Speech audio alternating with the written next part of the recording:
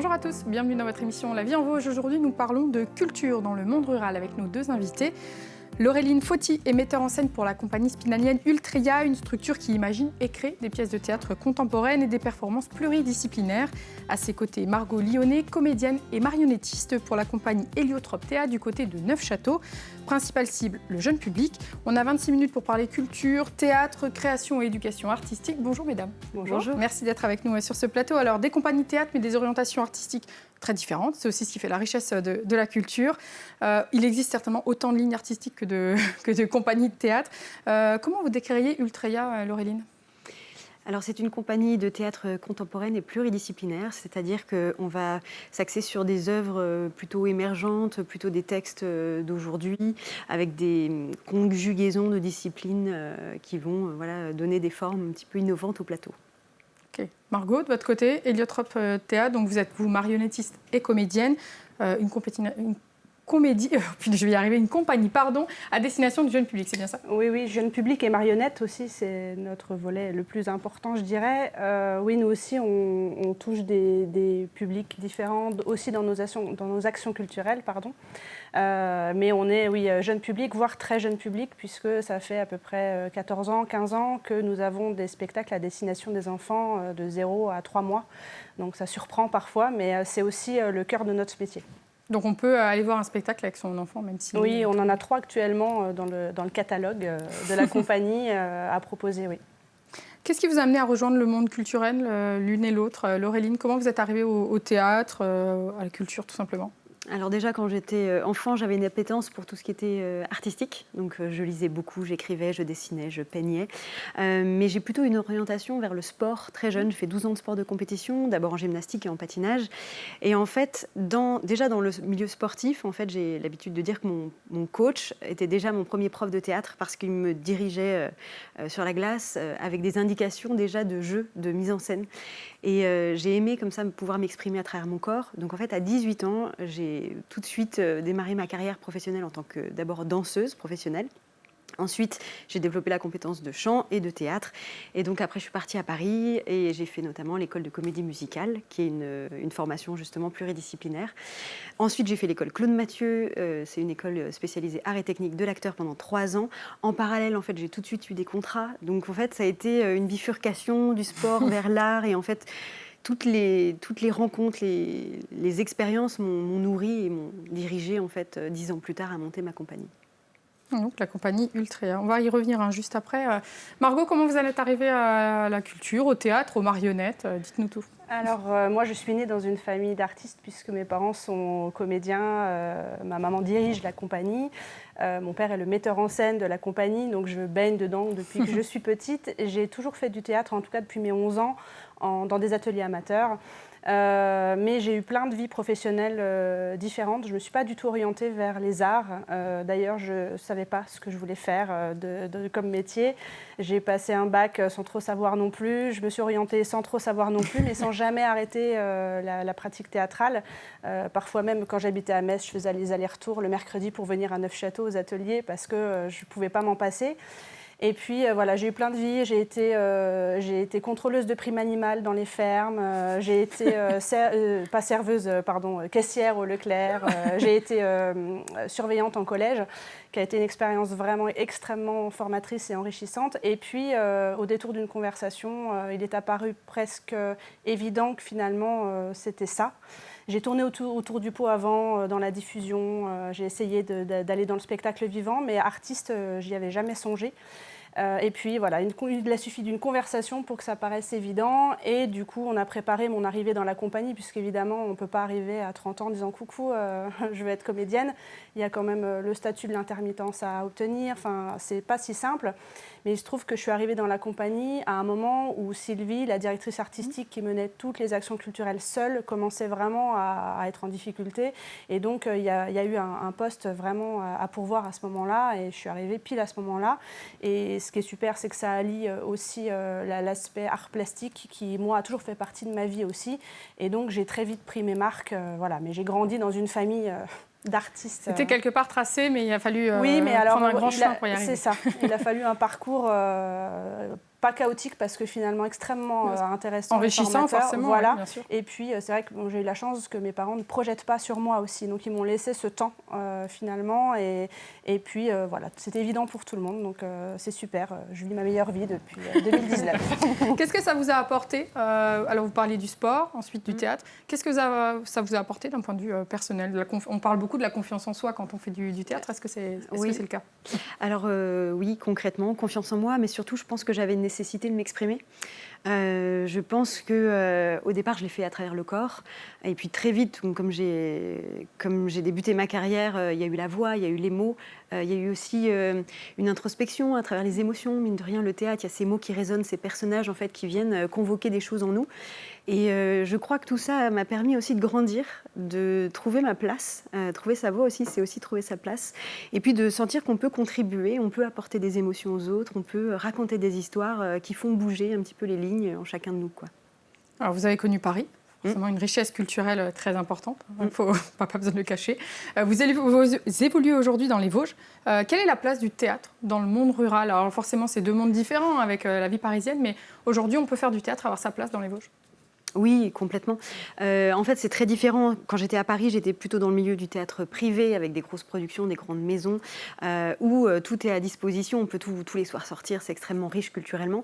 Après, on va dire qu'ici, il y a plus un rapport au territoire. Il y a un lien sensible, en fait, avec les gens qui le composent, les différents publics. Donc, c'est plus un ancrage. Je sentais aussi qu'à un moment donné de ma carrière, j'avais besoin d'un retour aux sources, en fait. Comme si j'avais besoin aussi, moi, de me questionner sur ma propre vie, mon parcours, quelle est ma place en tant qu'artiste. Et le fait de revenir, puisque je suis originaire d'Épinal, de revenir ici, ça m'a permis aussi de redonner ce que j'avais appris dans un milieu où il y avait aussi plein de choses à construire. Donc c'est vraiment ce lien au territoire et de sentir qu'on peut apporter des formes innovantes dans les milieux ruraux et auprès de différents publics. Donc il n'y a jamais eu cette frustration de se dire si j'étais restée à Paris, finalement j'aurais eu une ouverture peut-être plus importante, mais complètement différente finalement. Non, c'est un vrai choix. Et puis je reviens régulièrement à Paris en fait. C'est très accessible, 2h30 de TGV. Donc c'est plus de me dire, voilà, j'avais besoin d'un espace aussi, d'être plus proche de la nature. Je sentais que cette vie parisienne, à un moment donné, j'avais comme le besoin de créer, de transmettre, de porter des projets qui soient les miens et pas forcément de me mettre tout le temps à disposition des autres compagnies. J'étais très heureuse de le faire, mais je pense que c'est une autre étape de ma vie. Une autre étape, bien sûr, qui vous a permis peut-être aussi d'en arriver là aujourd'hui. Complètement. Vous questionner. Héliotrope est situé du côté de Neufchâteau, c'est ça Marco. Le monde rural a à la fois des avantages et des inconvénients, très certainement. Mais c'est aussi des défis, peut-être des opportunités. Aussi, on parle de territoire, d'attachement au territoire. Permettre aussi de rendre la culture accessible à des personnes qui sont peut-être éloignées aussi. Vous avez cette dimension dans la compagnie. Oui. Alors nous, c'est beaucoup à travers les actions culturelles, puisqu'on a longtemps développé des actions culturelles sur le territoire de Neufchâteau. Et c'est vrai que comme on est à échelle humaine, on a aussi des partenaires fidèles qui nous sollicitent souvent d'une année à l'autre ou parfois de 3 ans plus tard parce qu'il y a des liens qui se sont créés et ça a peut-être provoqué peut-être pas des vocations mais des envies chez les uns et chez les autres et en général ça lâche pas derrière. Donc nous, on intervient sur le territoire de Neufchâteau, mais sur d'autres territoires autour de chez nous. On a Saint-Dizier où on a une grosse action, Mirecourt, on a un projet sur Darney aussi qui va se développer. Moi, j'interviens à Lapage de Brevannes avec des personnes en situation de handicap. Et en fait, moi, je ne trouve pas que ce soit tellement empêchant d'être en ruralité. Ça peut l'être d'un point de vue création, parce que lorsqu'on crée un spectacle, nous, en tout cas, on fonctionne par sensibilité artistique. Et parfois, il y a des artistes avec qui on aimerait travailler qui ne sont pas forcément là. Nous, on est quand même très éloignés. À Neufchâteau, on est la seule compagnie professionnelle implantée là. Et donc, c'est là où parfois, on peut avoir des difficultés. Mais il y a quand même des solutions. Sur la prochaine créa, ma collègue de travail, elle est à Metz. Et voilà, il y a des solutions. Mais c'est vrai que ça, c'est peut-être l'aspect le plus difficile, en tout cas en ce qui nous concerne. Mais ensuite, monter des actions et faire des projets sur les territoires, ça, voilà, il y a toujours de quoi faire et il y a toujours des envies en tout cas. Alors on va poursuivre dans un instant, mais juste avant, je vous propose qu'on regarde un reportage. On parle accès à la culture, justement. On va regarder ce reportage qui a été tourné à Saint-Dié-des-Vosges. On parle éducation artistique et culturelle. Le reportage est signé Marie-Danielle Rokowitz et Aurélie Colombel. Pas plus haut que 3 pommes, c'était pour certains la première fois qu'ils déambulaient dans un musée. La communauté d'agglomération de Saint-Dié et son pôle culture inauguraient les petits mondes de l'art, des itinéraires artistiques créés pour les enfants pour découvrir différents lieux culturels. Sur ces images, des classes de CP venues de Moyen-Moutier et de Mousset ont arpenté le musée Pierre-Noël, participant notamment à un atelier sur le patrimoine local avec l'un de ses célèbres personnages. Comment il est habillé, Saint-Nicolas? En rouge, en jaune et en bleu et en blanc. Il est gentil? Oui, Pourquoi? parce qu'il donne des chocolats. Les petits mondes de l'art s'adressent aux scolaires du CP au CM2 qui, le temps d'une journée, vont pouvoir parcourir des itinéraires spécialement préparés pour eux au musée, dans des salles de spectacle, à la médiathèque et au conservatoire de musique. C'est important parce qu'il y a des enfants qui sont éloignés de la culture, géographiquement déjà, donc il y a des problèmes de mobilité. Il y a aussi des problèmes familiaux aussi, des familles qui n'amènent pas les enfants dans les lieux culturels. Donc nous, notre souhait, c'est de pouvoir amener tous les enfants, quel que soit leur âge, en fait, depuis le temps de l'éveil jusqu'à finalement à la fin du cursus scolaire dans les lieux culturels. Les ateliers sont interactifs, les enfants sont devenus des conteurs, s'initiant à une technique d'animation. Tu avances le premier, vas-y, avance-le. Alors, non, pas autant, je vous montre. Donc aujourd'hui, ils découvrent 4 domaines culturels. En amont de cette journée, les enseignants ont reçu un petit carnet, qui leur est dédié, avec des contenus pédagogiques à travailler avant la venue à la journée et après, pour vraiment composer un ensemble. Et en parallèle, chaque élève reçoit son propre carnet pour aussi collecter ses souvenirs. C'est vraiment une manière de rendre la culture accessible à tous. Ça passe par des actions comme ça. Laureline, vous avez cette ouverture vers les publics éloignés. On entendait des enfants qui n'ont pas forcément accès à la culture. Est-ce que vous travaillez avec ces publics? Oui, bien sûr. Ça va dépendre aussi des projets. Donc là, par exemple, le dernier projet que je suis en train de mener, c'est clairement un dispositif culture et lien social. Donc je vais aller dans les quartiers dits prioritaires de la ville d'Épinal et travailler dans les centres sociaux avec différents jeunes. Après, je peux intervenir en milieu scolaire. Voilà, ça peut être des ateliers de pratique artistique comme des stages. J'enseigne également dans différents établissements. Ça peut être aussi, par exemple, s'il y a des projets qui ont une thématique, je pense notamment au handicap dont tu parlais. J'ai mené aussi une création autour du handicap. Donc, j'ai aussi mené des ateliers avec des personnes en situation de handicap. D'autres, ça peut être des personnes sujettes à des addictions ou d'autres dans des centres thérapeutiques de jour. En fait, ça va être la création qui va, quelque part, me donner des pistes pour développer des actions culturelles et pas l'inverse, en fait. Ça va être vraiment le propos qui va servir après les différents publics que ça va toucher. Et bien évidemment, le monde scolaire est également concerné. Margot, le lien avec le monde scolaire, que ça parte de la maternelle jusqu'au lycée. Quel est vous êtes jeune public, donc... Oui, alors c'est pareil, c'est sous plusieurs formes. Alors parfois, on a des ateliers spontanés, c'est-à-dire qu'on va avoir un établissement qui va nous contacter parce qu'ils ont envie de monter quelque chose et on va répondre à la demande, construire le projet ensemble. Donc là, ça peut toucher des publics très différents, tous les âges. Moi, j'ai un atelier avec des collégiens. J'interviens avec des lycéens sur le corps et la voix, voilà. Et après, ça peut être aussi en lien avec nos créations. On a souvent des ateliers qui sont liés. Donc là, en l'occurrence, sur Podane, la prochaine création, on a des ateliers dans un village du territoire de Neufchâteau avec des enfants et des adultes pour créer des tableaux textiles. Donc c'est pareil, je te rejoins sur le fait que souvent c'est aussi le propos qui permet de rallier les différents publics. Saint-Dizier cette année, création d'un espace moelleux d'accueil dans toutes les médiathèques du territoire et on a 6 ateliers différents et dans ces ateliers il y a un centre social, il y a une résidence senior, il y a des ateliers qui sont dans les villages. Donc c'est souvent effectivement le propos de départ qui va permettre d'associer les différents publics, quoi. Alors on parlait du monde scolaire et des jeunes, ce qui nous amène à parler du pass culture, du gel, du pass culture surtout, qui a été décidé par le gouvernement. Déjà peut-être rappeler ce qu'est le pass culture en quelques mots, Margot, Laureline, très rapidement, en quoi ça consiste. Le pass culture, c'est une enveloppe qui est dédiée à chaque élève et dont l'établissement bénéficie et ensuite peut distribuer cet argent sur différents projets. Donc là, malheureusement, jusqu'à la fin de l'année, en tout cas, il n'est plus possible de débloquer cet argent-là. Forcément, ça a des répercussions parce que ce pass culture permet au collège, au lycée, aux établissements en tout cas, d'intervenir avec de faire intervenir des compagnies de théâtre. Oui, forcément, est-ce que ça peut amener des répercussions? Alors nous, on a la chance cette année d'avoir déjà débloqué nos projets, donc on n'est pas impacté. On n'est pas impacté. On a impacté sur 2 ou 3 dates qui auraient dû se faire, mais dont les projets n'ont pas été encore signés, donc c'est foutu. Mais je pense aux compagnies qui, elles, font des spectacles qui sont destination vraiment des ados, etc., et qui tournent beaucoup grâce à ça. Et là, par contre, c'est quand même catastrophique. Et puis, on ne sait pas, la mesure, là, elle concerne cette année scolaire, mais bon, il y a quand même de fortes chances qu'il y ait de grosses répercussions par la suite. Et oui, effectivement, c'est quand même dur.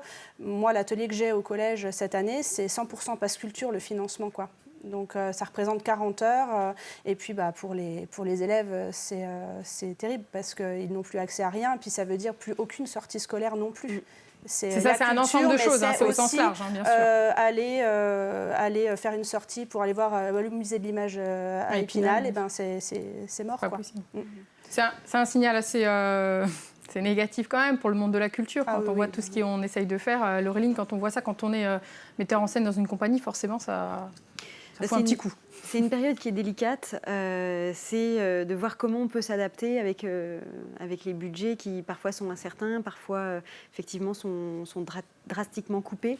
Effectivement, moi aussi par rapport au pass culture, donc là mes interventions étaient déjà validées, mais pour la suite, on se questionne aussi de savoir est-ce que ces enveloppes vont revenir ou pas, et sinon comment se réinventer, comment inventer les projets, comment structurer la suite, comment pérenniser les emplois, etc. quoi. Donc c'est plein de questions en suspens. Voilà, donc pour l'instant on ne peut pas forcément y répondre, mais il faudra bien évidemment suivre. Ouais.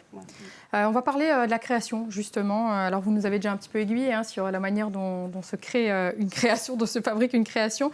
Laureline, vous partez de quoi sur vos créations? Qu'est-ce qui vous dit à un moment, je vais écrire là-dessus? Pour moi, c'est une rencontre. Une rencontre, soit avec un texte, soit avec une personne, soit avec un sujet d'actualité qui va me questionner, qui va résonner, que j'ai envie tout d'un coup d'emmener au plateau pour tenter d'y répondre. Je dis tenter puisque je n'ai aucune réponse définie, je ne détiens aucune vérité, mais déjà le fait de se confronter à toutes ces questions-là et puis d'emmener l'équipe à s'interroger autour de ces questions-là, il peut y avoir des embryons de création qui émergent. Et ces rencontres, pour moi, c'est comme une multitude de possibilités à créer. Après, c'est les choix qu'on va faire de tout d'un coup monter telle œuvre ou telle autre, ou de creuser tel sujet, et puis comment on constitue l'équipe, quels collaborateurs on a envie aussi d'avoir à ses côtés. Donc c'est toutes ces questions-là. Après, moi, la compagnie, je l'ai menée avec 3 axes de travail, la création étant le premier axe, mais un autre axe très fort qui va venir nourrir la création, c'est la recherche artistique. C'est-à-dire que je vais imaginer des dispositifs scéniques ou inviter des conjugaisons, comme je disais, de disciplines qui vont eux aussi nous donner matière à créer d'autres formes. Et c'est souvent en expérimentant des choses qu'on voit émerger des formes qu'on n'avait pas imaginées. Et j'ai eu la chance d'avoir un dispositif de la région qui s'appelle une résidence triennale de recherche artistique sur le territoire, justement sur le territoire de la CCOV.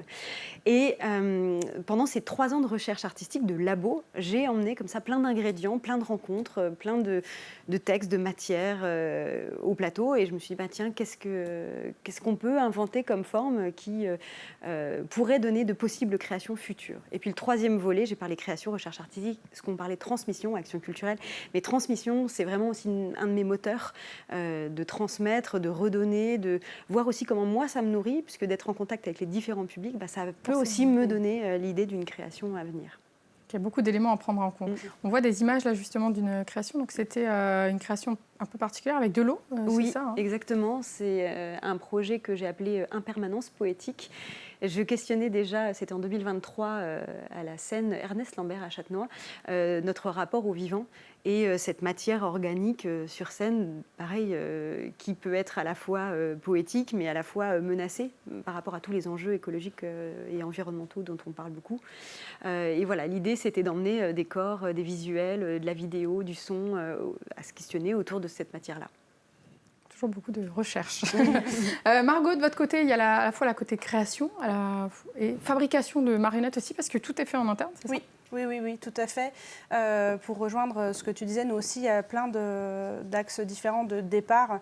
Ça peut, alors nous, comme justement, vous parlez des marionnettes, de la matière, chez nous, c'est très important, tout ce qui est art plastique, création. Et en fait, parfois, ça part même d'une matière. Légumes secs, par exemple, Sylvie, un jour, elle a dit, je veux faire un spectacle qui s'appelle Légumes secs. Et donc, Michel, qui est le metteur en scène, c'est débrouille-toi avec ça maintenant. Et ils ont démarré les répétitions, ils ont ramené tout ce qu'ils pouvaient trouver en légumes secs, donc et puis faire le tri au fur et à mesure. Donc ça peut vraiment partir d'une matière comme fibre, le spectacle fibre aussi, ça part de là. Et puis selon si on fait un spectacle pour le très jeune public ou pas, c'est pas les mêmes enjeux. Voilà, donc ça se travaille. Ça peut être l'envie de travailler un conte comme Pousset, et puis l'envie de continuer parce qu'on a adoré travailler un conte. Donc voilà, il y a plein de points de départ, mais effectivement, nous, on a la chance d'être marionnettiste dans les deux sens du terme, donc manipulateur et fabricant. Donc ça, moi, je trouve ça merveilleux de fabriquer son objet. Donc oui, voilà, donc là, les marionnettes de Peau d'âne. Peau d'âne, c'est donc la dernière création. Dernière création en cours, qui sera donc créée le 7 mai à Neufchâteau, au Trait d'Union. Donc voilà, Peau d'âne, grand enjeu, connaissant le contexte actuel avec MeToo, etc. Et très intéressant, du coup, à triturer, et de grosses réflexions, parce que on peut pas faire comme si on savait pas. Donc on est deux femmes au plateau. On est toutes les deux féministes, tendance féministe, voilà, et donc on ne peut pas rester insensible et on ne peut pas dire ok, on va faire ce conte tel qu'il est, c'est pas possible. Notre metteur en scène, c'est pareil, pour lui c'est inconcevable. Donc c'est aussi comment se réapproprier ce conte pour faire passer d'autres messages, et puis ne pas faire que cette peau d'âne qui dans le conte ne fait que subir prenne enfin des décisions, même si on reste dans le cadre, je dirais, château Moyen-Âge dans l'univers esthétique. L'univers reste le même. Voilà, mais voilà, on est quand même sur un autre propos, puisqu'après, on fait quand même régulièrement des échanges avec les enfants, les élèves qu'on peut avoir. Et c'est quand même important d'être en accord avec ce qu'on fait. Et puis, je pense qu'on n'aurait pas pu défendre un propos, qui n'était pas celui initial, sûr, sachant que nous, on s'est basé sur le conte de Charles Perrault, mais aussi la version de Tahar Ben Jelloun. Et voilà, il y a des choses qu'on ne pouvait pas retrouver, nous, dans notre version, ça c'était évident. Donc c'est très intéressant. Et puis les marionnettes, on est deux essentiellement à intervenir sur la fabrication, donc Sylvie et moi. Et puis la scénographie, le décor, il y a aussi le metteur en scène qui participe, parce qu'on a toujours plein de casquettes différentes. Donc voilà, donc là vous avez la marraine de Peau d'âne, et puis Peau d'âne avec sa version Peau d'âne. Donc, mais évidemment, il y a la robe couleur du temps, il y a la robe couleur du soleil, enfin, il y a les classiques. Et les marionnettes, il y a différentes manières. Oui. Est-ce que vous faites des marionnettes différentes, marionnettes à main, oui, complètement. Alors là, ce sont des marionnettes à prise directe. Oui. C'est, je dirais, les marionnettes qu'on retrouve le plus souvent dans notre compagnie. On peut avoir aussi des marionnettes à gaine. Nous ne faisons pas de marionnettes à fil, parce que là, c'est une compétence qui n'est pas de notre ressort. Ouais. Il faut avoir une formation. C'est vraiment extrêmement particulier. À manipuler, voilà. Et à fabriquer. Enfin, c'est vraiment...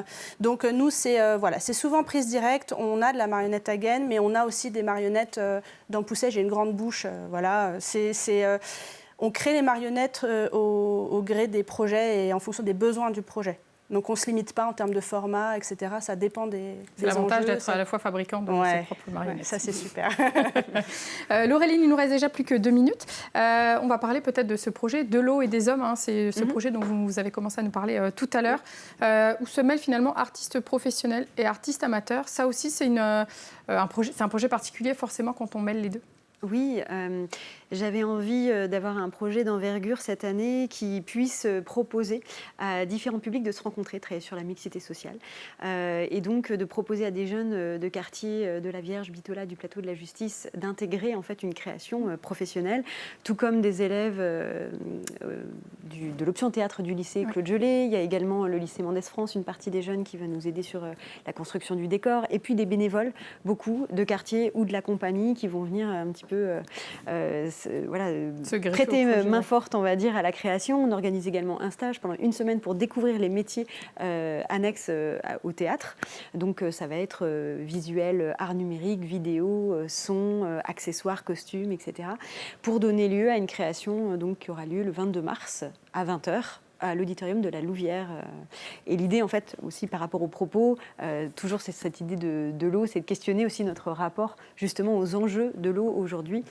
Et donner la parole en fait à des jeunes, qu'est-ce qu'ils pensent de notre monde, sujets, et d'ouvrir en fait un monde imaginaire, puisqu'on questionne au départ le mythe de l'Atlantide, cette civilisation enfouie sous les eaux après un cataclysme, et de questionner aussi notre civilisation aujourd'hui, nos rapports humains et sociétaux. Donc voilà, c'est toute cette joyeuse aventure qui va fédérer une centaine de personnes qui aboutira au mois de mars. Fin mars, 22 mars, la représentation. Margot, de votre côté, Podane, donc vous m'avez dit au mois de mai ? Oui, le 7 mai à Haute-Trait-d'Union, à Neufchâteau. Et puis avec quelques dates sur le territoire, mais qui ne sont pas encore définies, et puis d'autres qui arrivent. Mais voilà, la création, c'est le 7 mai. Voilà. Eh bien, écoutez, merci, on suivra ça. Merci à toutes les deux d'avoir été sur notre plateau. Merci à toute l'équipe pour la réalisation de cette émission. Moi, je vous donne rendez-vous la semaine prochaine. Je vous souhaite une très belle semaine sur Vosges Télé. À bientôt.